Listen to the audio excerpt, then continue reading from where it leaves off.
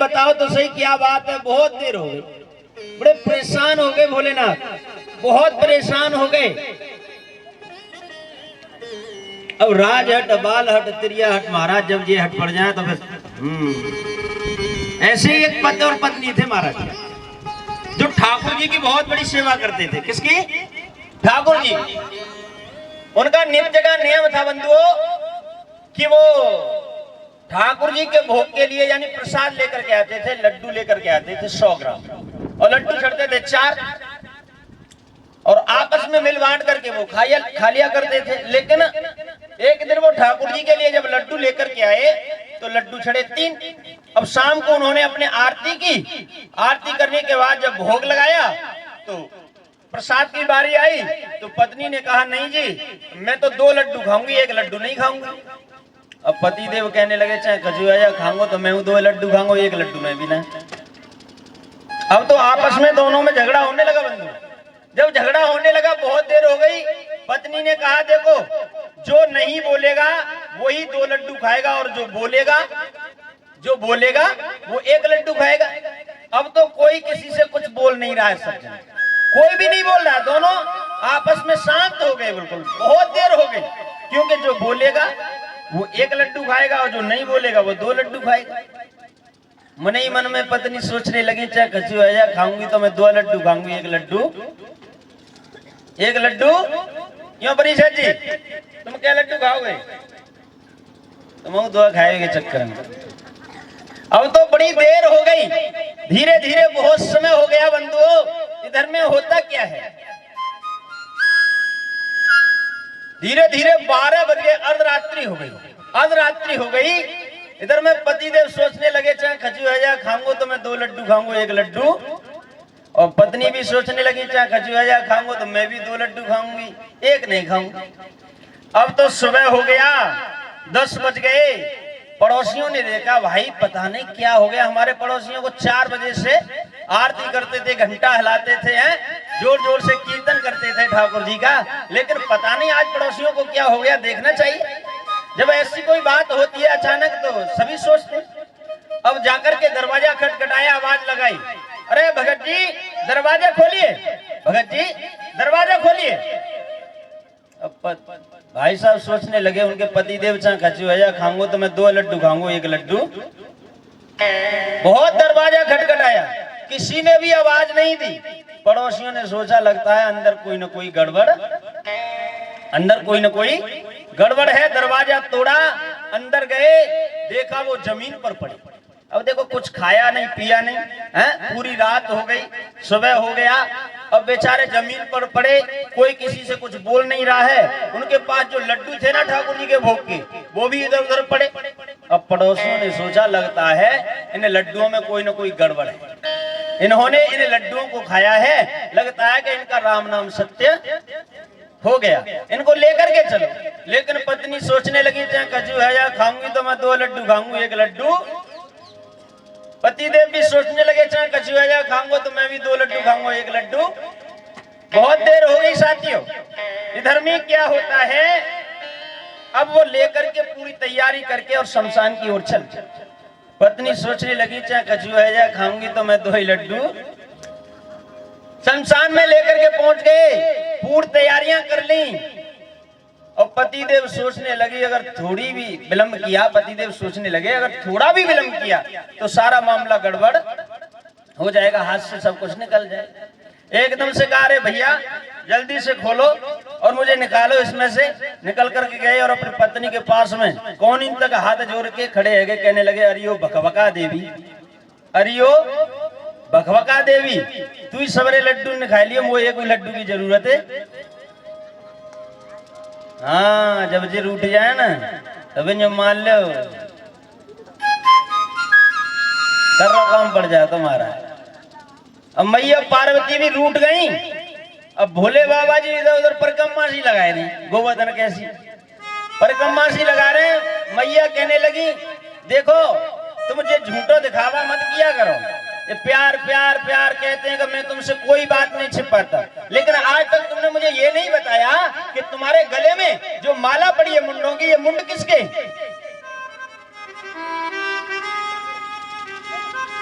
जब इतने वचन कहे, कहने लगे देखो आज तक आपने पूछा नहीं और हमने आपको बताया नहीं। अगर पूछते तो हम बता देते, अगर हमने नहीं पूछा तो आप तो बताते। कोई विशेष बात है? आज हमारा कितना अपमान हुआ है तुम्हें पता है। नारद आया था और उसने हमें पूछा, हमने कोई जवाब ही नहीं दिया, हमें पता ही नहीं था। नारद आग लगा के गया है। बोले बाबा जी सोचने लगे कोई बात नहीं, चलो। अब तो कहा मैया ने वहां से एक प्रश्न और खड़ा हो गया साथ, एक प्रश्न और बन गया। मैया ने कहा ये मुंड किसके हैं मुझे बताओ। कहा ये मुंड तुम्हारे हैं, ये मुंड तुम्हारे हैं। मैया ने कहा मेरे मुंड 108? पता नहीं। हाँ देवी तुम 108 बार मर चुकी हो और जब जब तुमने शरीर का त्याग किया है हर एक मुंड मैंने इस माला में पुरो के रखा है। मैया ने कहा मैं 108 बार मर गई और तुम एक भी बार नहीं मरे। यहाँ से प्रश्न खड़ा हो गया। मैया ने कहा मैं 108 बार मर गई और तुम एक भी बार नहीं मरे, ऐसा क्यों, क्या कारण है? कहा देवी बोले बाबा जी अब बताना तो पड़े। कहा मैं अमर हूँ, मैं अमर कथा जानता हूँ इसलिए मैं नहीं मरता। कहा तुम अमर हो, अमर कथा जानते हो और आज तक मैं अमर कथा नहीं सुनाई, ऐसा क्यों, ये दिखावा, फिर झूठ बोल रहे हो। कहा देखो देवी मैं तुम्हें अमर कथा सुनाऊं तो कैसे सुनाऊं? अगर कोई भी अनाजकारी जीव इस अमर कथा को सुन गया तो बहुत बड़ा है वो दुरुपयोग करेगा। और ये एक अमर कथा ऐसी कथा है जो जीव सच्चे मन से सुन लेना तो उसके सारे पाप धुल जाते हैं। अब तो मैया हट बगर गई चाहे कुछ हो जाए, हाँ? हमें अमर कथा सुनाओ। अब नहीं मानी तो उन्हें लेकर के साथ में गए, एक कंदरा में गुफा में प्रवेश कर गए।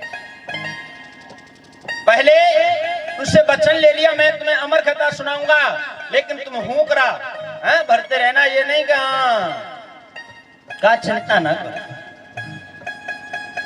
बंधुओं अब तो क्या होता है, उस कंदरा में प्रवेश कर गए। जाकर के भोले बाबा ने जैसे ही ताली बजाई है, जो भी पक्षी थे वो सभी बाहर निकल गए, लेकिन एक शुक यानी तोते का गला हुआ अंडा रह गया।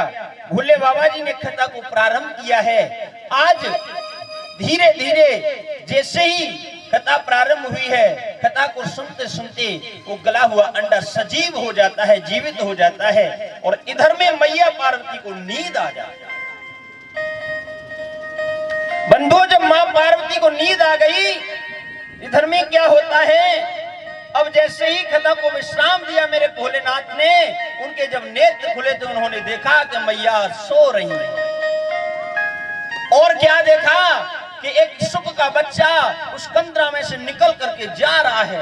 आज जब देखा कहा देवी तुमने तो बहुत बड़ा अनर्थ कर दिया। अरे जो मुझे डर था वही काम हो गया। त्रिशूल लेकर के जैसे ही उसका पीछा करने लगे हैं, दौड़ते जा रहे हैं, दौड़ते जा रहे हैं, लेकिन इधर में क्या होता है, जो सुख का बच्चा था ना, वो ब्याज जी की पत्नी बटुआ के उधर में यानी जमाई के साथ में जाकर के छिप जाता है। अब कहां पहुंच गए, ब्याज जी के घर पर त्रिशूल लेकर के खड़े हैं। क्या लेकर के? त्रिशूल लेकर के। धीरे धीरे 12 वर्ष हो गई। पूछा ब्याज जी ने, प्रभु क्या बात है, किसका इंतजार कर रहे हो? कहा ब्याज जी आपको नहीं पता है, एक चोर आपके घर में छिपा हुआ है, हमारी वस्तु चुरा करके ले गया है, लेकिन जब तक वो नहीं निकलेगा जब तक हम यहाँ से जाने वाले नहीं हैं। लेकिन ब्याज जी सब कुछ जानते थे। उन्होंने हाथ जोड़ करके निवेदन किया, प्रभु आप मेरे ऊपर कृपा करें, मेरे कोई पुत्र नहीं है, मुझे पुत्र रूप में आज प्रभु का निवेदन स्वीकार किया है। जब प्रभु ने निवेदन स्वीकार करने के बाद आशीर्वाद दिया है तो सुखदेव जी का जन्म हुआ। लेकिन वो जन्म होते ही सज्जनों अपने माता पिता को छोड़ करके चल गए, क्योंकि पहले उन्होंने वचन ले लिया था। पहले तो वो बाहर आने के लिए तैयार नहीं थे, क्योंकि ये संसार की माया मुझे पकड़ लेगी।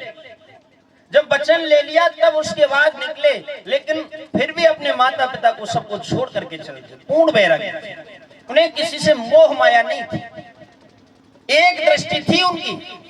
क्योंकि जब ब्यास जी उनका पीछा करने लगे, कहने लगे पुत्र रुक जाओ, पुत्र रुक जाओ, एक सरोवर में कुछ युवतियां स्नान कर रही थी बंधु।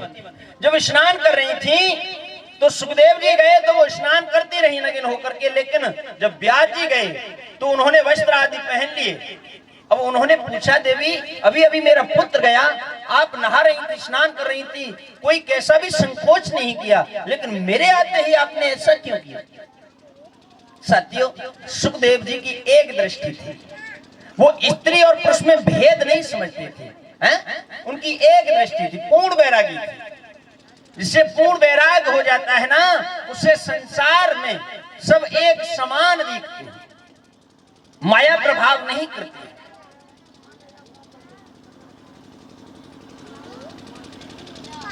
सबसे पहला प्रश्न मैंने आपको बताया जो किया था कि यानी जिसकी मृत्यु नजदीक हो उसे क्या करना चाहिए। जिसकी मृत्यु नजदीक हो उसे प्रभु की शरण में जाना चाहिए, हरि की शरण में जाना चाहिए और प्रभु से अपने पापों का प्रायश्चित। अगर आज भी कोई भी मनुष्य, कोई भी जीव पाप कर दे और जाकर के भगवान के चरणों में अपने पापों का प्रायश्चित करना चाहे तो प्रभु उसे क्षमा कर देंगे। लेकिन हम और तुम सभी आज के इस कलयुग में अपने पापों को हम छिपाते हैं, पापों को छिपा करके करते हैं, लेकिन दान पुण्य और धर्म जो करते हैं वो हम बड़े जोर जोर से उनका बखान सुनना चाहते हैं, वो हमें बहुत अच्छा लगता है। लेकिन प्यारे, हम विपरीत दिशा की ओर चले जा रहे हैं। जो हमें करना चाहिए वो नहीं करते हैं और जो नहीं करना चाहिए वो हम करते हैं।